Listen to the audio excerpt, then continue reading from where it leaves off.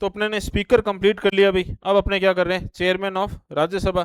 तो chairman of Rajya Sabha तो basically vice president जो होता है,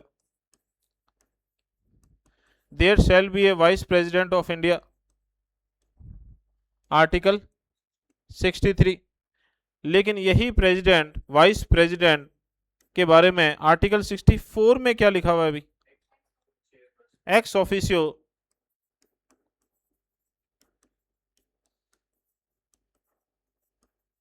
एक्स ऑफिशियो चेयरपर्सन ऑफ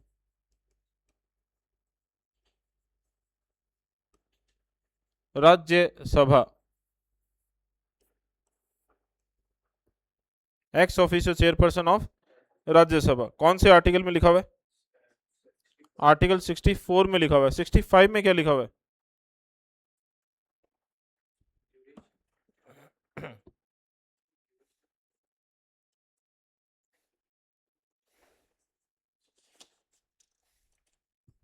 भाई वाइस प्रेसिडेंट के ले दे के दो ही काम है, एक 64 में लिखा है तो दूसरा 65 में लिखा होगा। ये एक्टिंग प्रेसिडेंट के तौर पे काम करता है जब प्रेसिडेंट नहीं हो तो उसके एब्सेंस में या वैकेंसी क्रिएट होने पर। हाँ भाई, तो अब अपने बात करते हैं chairman of Rajya Sabha. The presiding officer of Rajya Sabha, इसको क्या कहते हैं, चेयरमैन कहते हैं। कौन होता है, वाइस प्रेसिडेंट होता है। The vice president of India is the x officio chairperson of Rajya Sabha. कौन से आर्टिकल में दिया हुआ है, 64 में दिया हुआ है। 63 में तो दिया हुआ है there shall be a vice president of India. 64 में दिया हुआ है कि ये क्या होगा, ex officio chairperson of Rajya Sabha होगा। और 65 में दिया हुआ है कि प्रेसिडेंट की एब्सेंस में या वैकेंसी क्रिएट होने पर ये क्या, एक्टिंग प्रेसिडेंट के तौर पे काम करेंगे भी।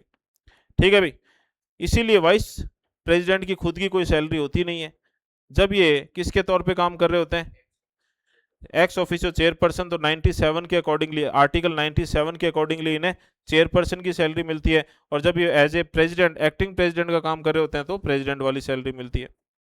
हाँ भाई, आगे बढ़ते हैं। During any period when the vice president acts as president or discharge the function of the president, he or she does not performs the duty of the office of the chairman of Rajya Sabha. तो इनको ये तीन article अब अच्छे से कर लेना भाई। आर्टिकल 63 क्या कहता है, there shall be a vice president of India. 64 क्या कहता है, एक्स ऑफिशियो चेयरपर्सन होंगे किसके, राज्यसभा के। और 65 क्या कहेगा, एक्टिंग प्रेसिडेंट होंगे, ठीक है, प्रेसिडेंट की एब्सेंस में। जब ये एक्टिंग प्रेसिडेंट का काम कर रहे होंगे तब ये चेयरपर्सन का काम नहीं करेंगे भी। ठीक है भाई, ठीक है, सीधी सिंपल सी बात है। अगर ये एक्टिंग प्रेसिडेंट का काम कर रहे हैं तो उस समय, एक्टिंग प्रेसिडेंट का काम कर रहे हैं तो उस समय ये किसका काम नहीं करेंगे, या किसके फॉर्म में एक्ट नहीं करेंगे, या कौन सी ड्यूटी नहीं करेंगे, एक्स ऑफिशियो चेयरपर्सन वाली ड्यूटी नहीं करेंगे। The chairman of the Rajya Sabha can be removed from his or her office only if he or she is removed from the office of vice president.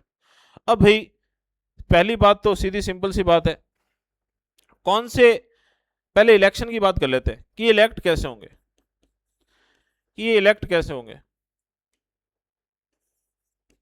तो भाई ये elect होंगे vice president के तौर पे। किसके तौर पे, वाइस प्रेसिडेंट के तौर पे इलेक्ट होंगे ये, पहली बात तो। कौन सा आर्टिकल, आर्टिकल 66। और आर्टिकल 66 क्या कहता है भाई, इनका जो इलेक्शन होगा उसका एक इलेक्टोरल कॉलेज होगा। एक क्या होगा, इलेक्टोरल कॉलेज होगा। कौन वोट करेगा, ठीक है भाई, all the members of the parliament. Parliament लिख देता हूं तो वो लोकसभा राज्यसभा दोनों ही हो गए। इसका मतलब इलेक्टेड और नॉमिनेटेड मेंबर्स दोनों करेंगे अभी, इलेक्टेड और नॉमिनेटेड मेंबर दोनों करेंगे। इससे कोई अमेंडमेंट एक्ट रिलेट करता है क्या, हमारे जो अमेंडमेंट एक्ट्स हैं उसमें से कोई अमेंडमेंट एक्ट इनके इलेक्शन में किसी भी चीज से, चाहे वो बहुत ज्यादा जरूरी ना भी हो तो भी रिलेट करता है क्या भाई।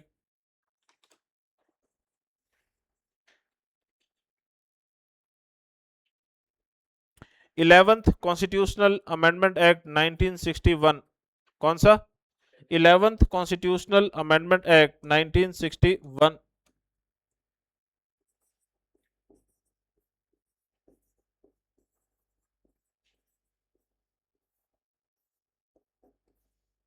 इलेवेंथ कॉन्स्टिट्यूशनल अमेंडमेंट एक्ट 1961 क्या कहता है? अभी दो चीजें इसके लिए याद रखनी है अपने को, ठीक है। एक तो वाइस प्रेसिडेंट का जो इलेक्शन प्रोसीजर है उसने ये चेंज किया, पहले वो देख लेते हैं जो यहाँ पे अपने को नहीं करनी। हाँ भाई, इसने कहा provided that the election of the president or vice president can not be challenged on the ground of any vacancy in the appropriate electoral college. तो भाई एक तो इसने 11th ने क्या कहा, 11th कॉन्स्टिट्यूशनल अमेंडमेंट एक्ट 1961 ने क्या कहा कि ये जो इलेक्शन होता है, किसका इलेक्शन होता है? दोनों का, election of president and vice president. आप इसको भाई इनमें वैकेंसी हो, vacancy in the electoral college, दोनों का अलग अलग इलेक्टोरल कॉलेज है, उसमें प्रेसिडेंट वाले इलेक्टोरल कॉलेज में ओनली इलेक्टेड मेंबर्स आते हैं, लोकसभा, राज्यसभा, विधानसभा और दिल्ली और पुदुचेरी की विधानसभा के, और इसमें all the members of Lok Sabha and Rajya Sabha आते हैं। लेकिन इनमें कोई वैकेंसी हो, इसके बेसिस पे आप इसको चैलेंज नहीं कर सकते, इसको चैलेंज नहीं कर सकते। मतलब कोई सीटें खाली पड़ी तो हो, इलेक्शन तो होगा, ठीक है। एक तो ये चीज, और एक चीज और क्या भाई, इसने 11th ने इलेक्टोरल या फिर अपने यूं कह दो इलेक्टोरल प्रोसीजर जो है, या procedure of the election of the vice president, इसको थोड़ा सा चेंज कर दिया। क्या कर दिया? ध्यान से सुनना भाई। पहले जॉइंट मीटिंग हुआ करती थी, पहले इलेक्शन के लिए क्या होती थी? जॉइंट मीटिंग होती थी। अब जॉइंट मीटिंग हटा दी और ये कह दिया कि लोकसभा वाले अलग वोट डालेंगे, राज्यसभा वाले अलग वोट डालेंगे।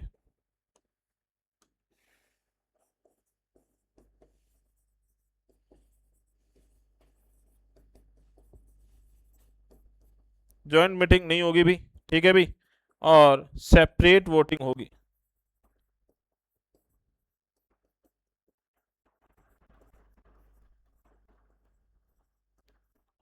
लोकसभा और राज्यसभा की, लोकसभा और राज्यसभा की।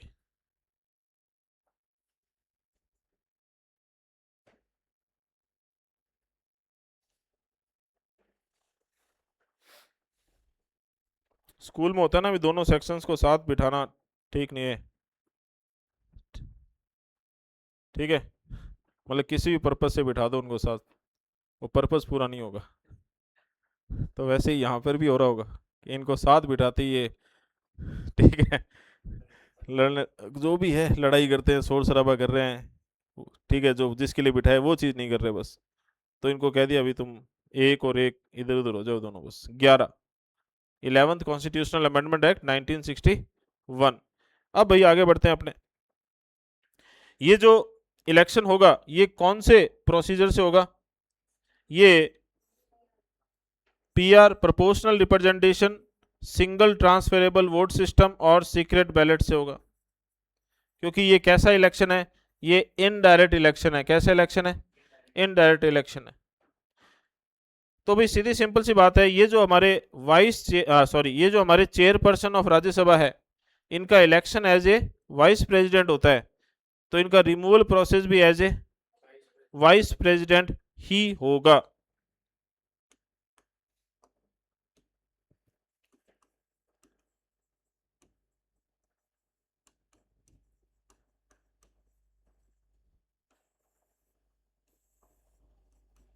तो इनका रिमूवल प्रोसेस भी कैसा होगा भी? एज ए वाइस प्रेसिडेंट ही होगा, ठीक है। तो वाइस प्रेसिडेंट का रिमूवल प्रोसेस कौन से आर्टिकल में दिया हुआ है? उसी में दिया हुआ मेरे हिसाब से, आर्टिकल 66 में दिया है या टर्म वाले में दिया हुआ, देखना भी।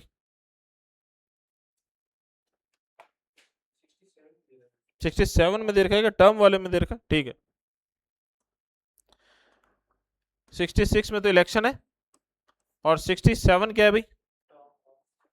ठीक है भाई, term of office of vice president, इसमें दिया हुआ है भाई। वही टर्म ऐसे पता ही होगी कि ये टर्म होती है, कितनी टर्म होती है भाई वाइस प्रेसिडेंट के ऑफिस की? 5 साल होती है, ठीक है। और 5 साल से पहले कैसे हट सकता है? तो वही रेजिग्नेशन के थ्रू हट सकता है, ठीक है। रेजिग्नेशन किसको देगा? प्रेसिडेंट को देगा। और ठीक है, या फिर रिमूवल प्रोसेस के थ्रू हट सकता है। रिमूवल प्रोसेस क्या होगा तो वो समझाया हुआ अभी 67 में। तो रिमूवल प्रोसेस क्या होगा अभी, तो यहां ध्यान से सुनना, ये एक सब्सटेंटिव मोशन होगा, मोशन के थ्रू हटेंगे ना, और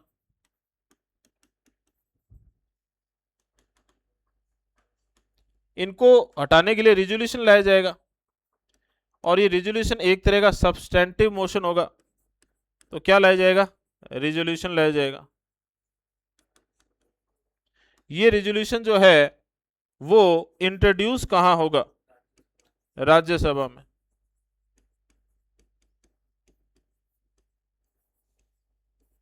हाँ भाई, जल्दी से आर्टिकल देख के बताओ भाई, इसको पेश करने के लिए, इसको लाने के लिए कितने मेंबर्स के प्रायर साइन चाहिए होते हैं। अरे लाने के लिए कितने साइन चाहिए, 50 लिखा हुआ है इसमें, या उसमें एक्ट में लिखा हुआ है शायद ये। इसमें नहीं है ना, लेकिन इसमें, हाँ भाई, तो भाई 50 मेंबर्स के क्या चाहिए भी, प्रायर साइन चाहिए। फिर एक वही है भी 14 डेज का क्या होगा, प्रायर नोटिस होगा। ठीक है, और उसके बाद में डिस्कशन होगा, ये खुद आ सकते हैं। ठीक है, ये खुद क्या कर सकते हैं, आ सकते हैं भी। ठीक है, और ध्यान से सुनना भी, बहुत ही इंपॉर्टेंट चीज बता रहा हूँ, ये खुद आ सकते हैं, अपने आप को रिप्रेजेंट कर सकते हैं, लेकिन क्या नहीं कर सकते, प्रिसाइड नहीं कर सकते। ठीक है, कौन सा आर्टिकल के थ्रू ये मनाही है इनको प्रिसाइड करने की, याद करके देखो भी, देख लो, ऐसे याद करोगे तो पता चला आधे घंटे निकाल दोगे तुम। हाँ भाई, कौन सा है, 94 नहीं है अभी।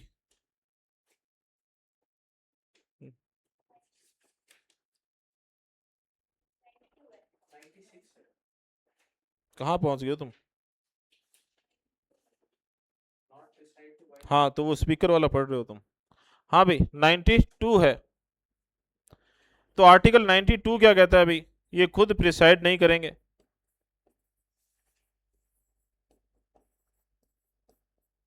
ठीक है भाई, अगली चीज, क्या ये फर्स्ट इंस्टेंस का वोट कर सकते हैं,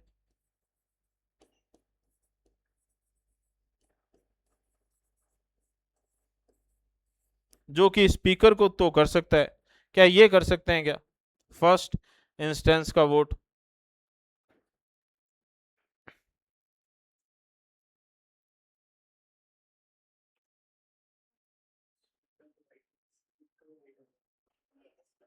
ये फर्स्ट इंस्टेंस का वोट नहीं कर सकते, लेकिन मैं पहले बता दूं, अभी आगे चलकर अपने कहेंगे कास्टिंग वोट कर सकते हैं। स्पीकर फर्स्ट इंस्टेंस का और कास्टिंग वोट दोनों कर सकता है।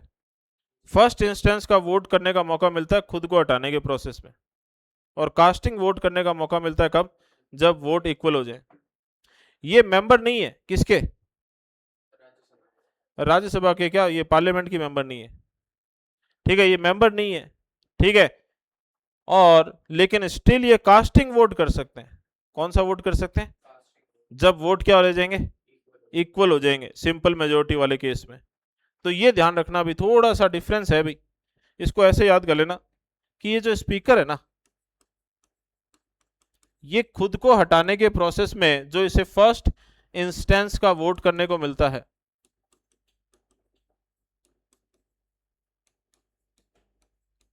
ठीक है, ये कर सकता है। और वोट सिंपल मेजोरिटी में, वोटिंग में वोट बराबर रह गए तो इसे कौन सा मौका मिलेगा, कास्टिंग वोट करने का।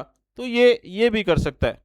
लेकिन जब अपने चेयरपर्सन की बात करते हैं, जब अपने चेयरमैन की बात करते हैं, और खास तौर से चेयरमैन जब वाइस प्रेसिडेंट ही हो, कई बार क्या होता है वाइस ये एब्सेंट है, तो इसमें कौन एक्ट कर रहा होगा, डेप्यूटी चेयरपर्सन, तो उस समय ये मामला नहीं देखेंगे। ये चेयरमैन जो है, वाइस प्रेसिडेंट जो है, क्या ये फर्स्ट इंस्टेंस का वोट कर सकता है खुद को हटाने के प्रोसेस में, क्या ये वोट कर सकता है, तो नहीं कर सकता अभी। क्यों, क्योंकि एक तो सिंगल हाउस में वोटिंग नहीं होगी, अभी जो अपने प्रोसेस देख रहे हैं उसमें अपने देखेंगे कि इस राज्यसभा से वो पास होके कहाँ जाएगा, लोकसभा में जाएगा। तो एक तो सिंगल हाउस में वोटिंग नहीं हो रही। और अब अगला, क्या राज्यसभा में किसी मसले पर बराबर वोटिंग हो जाए सिंपल मेजोरिटी वाले सिनेरियो के अंदर, तो क्या ये कास्टिंग वोट कर सकता है क्या? तो अपने कहेंगे हाँ, कास्टिंग वोट कर सकता है। अब आ जाओ वापस इधर। ये राज्यसभा में इफेक्टिव मेजोरिटी, कौन सी मेजोरिटी? इफेक्टिव मेजोरिटी से रिजोल्यूशन पास होना चाहिए। ठीक है भाई, अभी वापस देख लेंगे इफेक्टिव मेजोरिटी क्या है, लेकिन इससे पहले अपने ये देखते हैं भाई कि इफेक्टिव मेजोरिटी से पास हो गया तो फिर ये कहां जाएगा, लोकसभा में। लोकसभा में वही सेम चीज डिस्कशन होगा, वोटिंग होगी। और अपने तो फाइनल चीज लिख लेते हैं सीधा सीधा कि लोकसभा में ये रिजोल्यूशन, लोकसभा में ये रिजोल्यूशन कौन सी मेजोरिटी से पास होना चाहिए? तो लोकसभा में ये सिंपल मेजोरिटी से।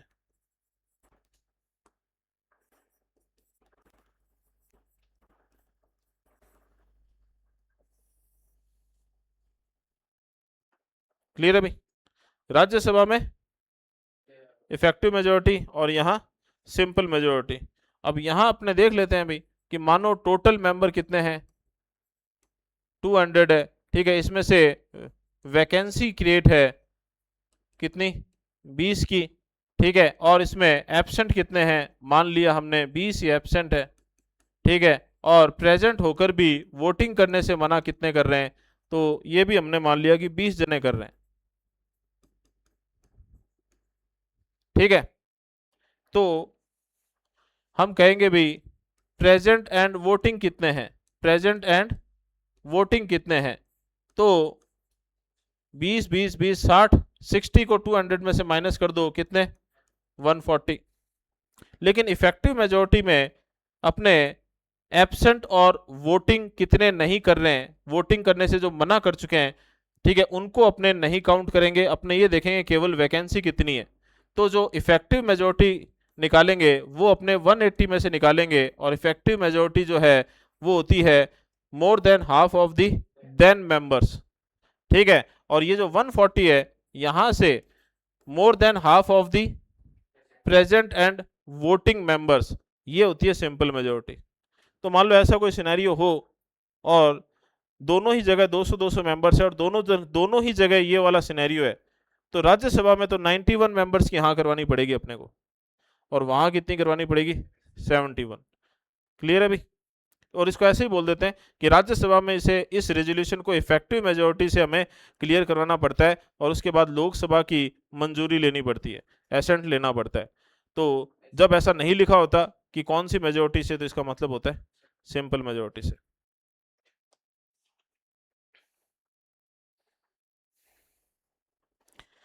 चलिए भी आगे बढ़ते हैं अभी।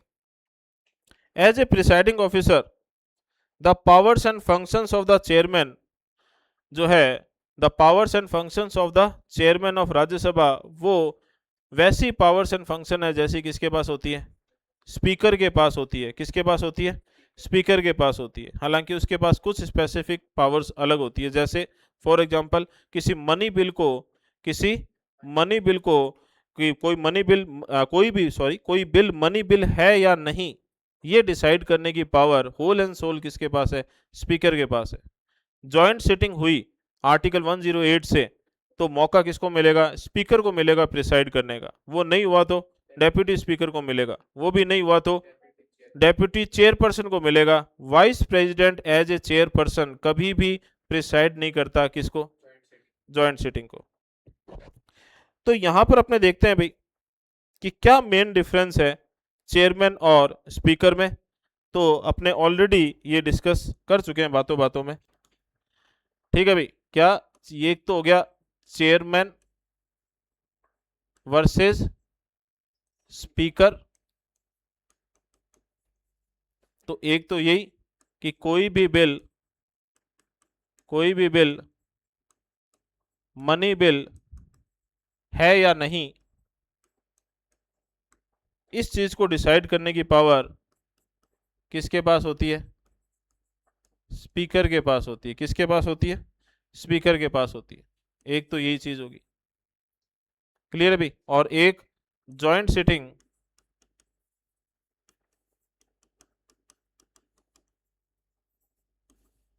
आर्टिकल 108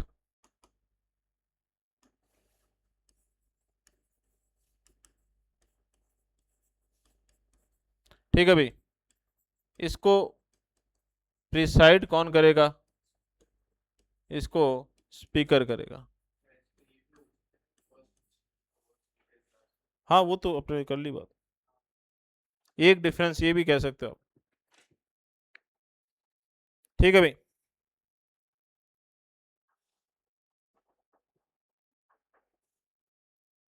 अब इसमें थोड़ा आगे चलते हैं अपने। Unlike the speaker who is member of the house, the chairman is not a member of the house. ठीक है, पता है अभी अपने को वाइस प्रेसिडेंट है, क्योंकि ये स्पीकर जो है वो amongst the member he elect किया जाता है। वाइस प्रेसिडेंट का जो इलेक्शन होता है और वही बनेगा क्या चेयरमैन, तो वो मेंबर ऑफ द हाउस नहीं होते। और बाई चांस हो तो जिस दिन वो एज ए वाइस प्रेसिडेंट अपनी ओथ लेंगे उस दिन उनकी सीट खाली, सीज टू बी वैकेंट, मतलब वैकेंट हुई मान ली जाएगी। ठीक है भाई। इसी तरीके से अगली चीज, इनमें से दोनों में से फर्स्ट इंस्टेंस का वोट कौन कर सकता है? अच्छा, ये जब कर ही रहे हैं तो इसी में ये और लिख देते हैं भी, इसी यहाँ पे लिख ही देते हैं, राइट डाउन कर देते हैं कि स्पीकर क्या होता है? मेंबर ऑफ पार्लियामेंट, और मैं उसमें भी लोकसभा का मेंबर। ठीक है भाई। ये जो चेयरमैन है,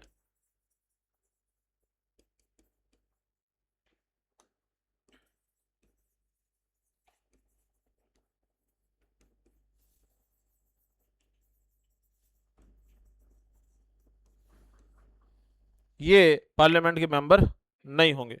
और उसके बाद ये जो ऑलरेडी डिस्कस कर चुके हैं अपने, वोटिंग वाली, एज ए स्पीकर वो फर्स्ट इंस्टेंस का वोट भी कर सकता है खुद के रिमूवल प्रोसेस में, और वोटिंग बराबर होने पर किसी और मैटर में वोटिंग बराबर होने पर कास्टिंग वोट भी कर सकता है।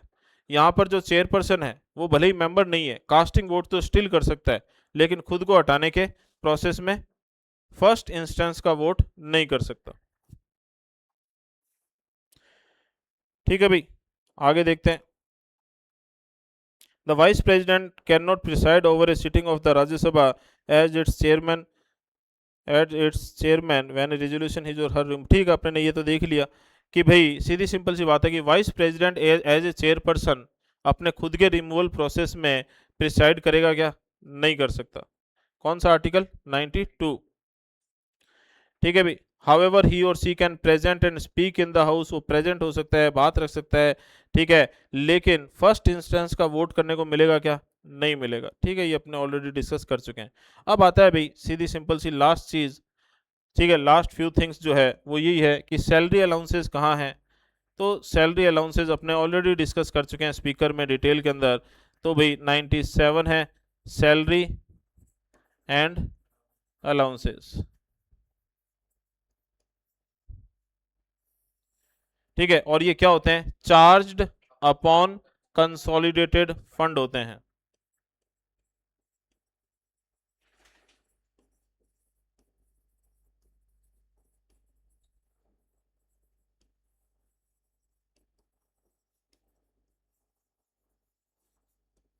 ठीक है भाई, अपने स्पीकर पढ़ लिया ना, उसमें सारी बातें क्लियर हो गई है भाई। During any period when the vice president acts as president or discharge the function of the president, तब वो अपने चेयरमैन वाला कोई भी एक्ट नहीं करेगा, ना उसे वो ये वाली सैलरी मिलेगी। जब वाइस प्रेसिडेंट एक्टिंग प्रेसिडेंट के रूप में काम कर रहा होगा अकॉर्डिंग टू आर्टिकल 65, तो उसे सैलरी किसकी मिल रही होगी? प्रेसिडेंट की मिल रही होगी। ठीक है भाई। और अब आता है डेप्यूटी चेयरमैन। तो भाई डेप्यूटी चेयरमैन जो है ना वो हाउस का ही क्या होगा? मेंबर होगा। ठीक है, किसका मेंबर होगा? हाउस का ही मेंबर होगा। ठीक है भाई। The deputy chairman is elected by the Rajya Sabha itself from amongst its members. whenever the office of the deputy chairman fall vacant, the Rajya Sabha elect another member to fill the vacancy। वो जैसे speaker और deputy speaker elect किए जाते हैं, वैसे ही ये deputy chairman भी elect किया जाएगा भी। ठीक है भाई। फिर वही एक चीज याद कर लेना भी। अच्छा, एक चीज और, डेप्यूटी स्पीकर को स्पीकर के प्रोसेस से हटाया जाता है।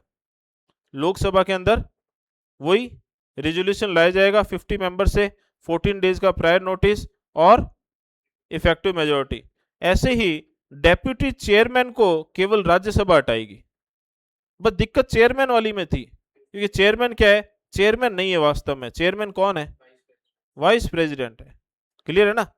और आपसे पूछ ले कि डेप्यूटी चेयरमैन को कैसे हटाया जाएगा, तो वही राज्यसभा में 14 डेज का प्रायर नोटिस, 50 मेंबर्स के पहले साइन और इफेक्टिव मेजोरिटी। अब सीधी सीधी सिंपल सी बात है भी कि एक होगा चेयरमैन, एक होगा डेप्यूटी चेयरमैन, ठीक है, और अपने ये चीज कर चुके हैं। और उसके नीचे एक पैनल होगा, जैसे स्पीकर, डेप्यूटी स्पीकर के नीचे एक पैनल होता है, नॉट मोर देन 10 वाला, वहां पर वो पैनल होगा। लोकसभा में पैनल कहलाता है पैनल ऑफ चेयरपर्सन, जिनका मेंशन किस में है, रूल्स ऑफ लोकसभा में। यहां पर पैनल ऑफ वाइस चेयरपर्सन कहलाएगा। ये पैनल क्या कहलाएगा, वाइस चेयरपर्सन, ठीक है भी। और इनका मेंशन कहां पर है, रूल्स ऑफ राज्यसभा में। अब वही चीज है भी, क्या चेयरमैन वैकेंट होगी सीट, तो डेप्यूटी चेयरमैन उसकी जगह काम करेगा। अगर ये सीट भी वैकेंट हो गई तो क्या होगा, तो एक बार प्रेसिडेंट किसी को भी, ठीक है, किसी को भी चेयरमैन बना देगा, ठीक है। तो वाइस प्रेसिडेंट का क्या होगा,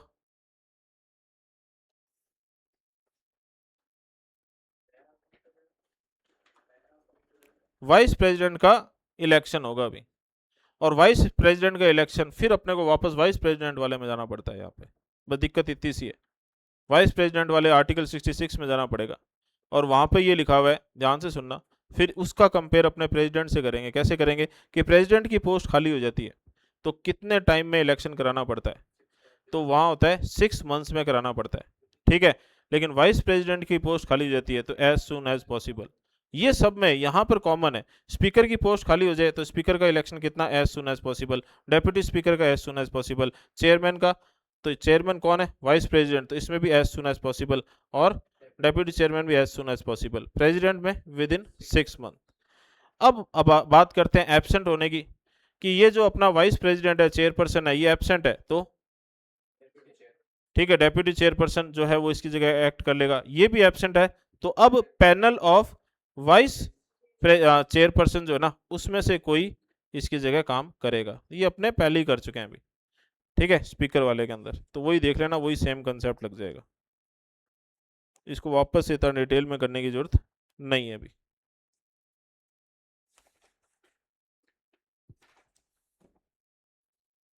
ठीक है भाई। इसके बाद में एक आर्टिकल 98 में क्या होता है अभी, सेक्रेटरीट होता है। क्या होता है, सेक्रेटरीट होता है। इसमें अभी बस इतना सा ध्यान रख लेना, एक दो चीजें ध्यान रख लेना अभी।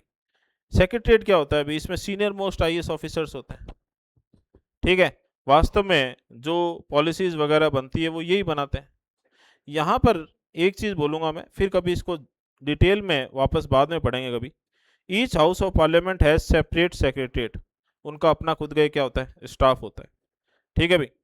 इनका जो रिक्रूटमेंट सर्विस कंडीशन जो है वो पार्लियामेंट रेगुलेट करती है। कौन रेगुलेट करती है, पार्लियामेंट रेगुलेट करती है। The secretariat of each house is headed by secretary general. Secretariat of each house is headed by secretary general. यहां पर दिमाग में स्टार मार्क करके याद कर लेना कि ये जो सेक्रेटरीट जनरल है, ये जो सेक्रेटरी जनरल है, लोकसभा का खुद का क्या होगा, सेक्रेटरीट। राज्यसभा का खुद का क्या होगा, सेक्रेटरीट। इसमें सबसे बड़ी पोस्ट पे कौन होगा, सेक्रेटरी जनरल। इस सेक्रेटरी जनरल को अपॉइंट कौन करता है, क्योंकि ये एज ए आईएएस ऑफिसर तो अपॉइंट हुआ था थ्रू प्रेसिडेंट, थ्रू प्रेसिडेंट, लेकिन एज ए सेक्रेटरी जनरल ये अपॉइंट किसके थ्रू होता है, presiding officer of the house के थ्रू होता है। सेक्रेटरी जनरल को अपॉइंट कौन करेगा, presiding officer of the house. Lok Sabha में स्पीकर, राज्यसभा में चेयरपर्सन। क्लियर है भाई।